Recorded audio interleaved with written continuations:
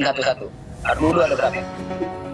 Ya pertama niat, terus basuh tangan, kumur-kumur, terus hidung. Viral di TikTok, alumni Ponpes Al Zaitun mengaku 11 tahun mondok tidak bisa rukun wudhu. Dalam video yang beredar di media sosial, salah satunya di akun TikTok @saya.anwar, tampak alumni diwawancarai salah satu alumni Gontor. Alumni Gontor itu menanyakan berbagai kabar kontroversi Ponpes Al Zaitun ke salah satu alumninya. Sebelumnya Ponpes Al Zaitun diklaim memiliki ajaran Islam sesat. Bahkan pimpinan Ponpes Al Zaitun menolak permintaan klarifikasi tim peneliti dari Majelis Ulama Indonesia Pusat. Video yang beredar di media sosial tampak salah satu alumni yang mengaku mondok di Ponpes Al Zaitun tidak hafal tentang rukun fardu wudhu. Hal ini langsung membuat netizen geram lantaran selama 11 tahun mondok tidak tahu apa-apa.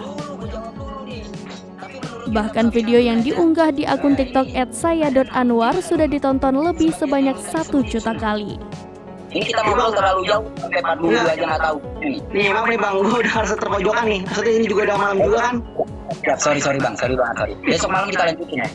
Siap. Bang, aku pengen nitip pesan, siapin ini yang apa namanya referensinya yang mantap. Biar besok kalau bisa kontakin gua, ya.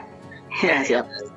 Oke. Ya, semoga perbedaan di antara kita tidak menimbulkan perpecahan. Oke, aman. Mau well baru dah? Well. Oke, Bang. Terima kasih buat abang udah memberikan waktunya, dan terima kasih kepada para penonton.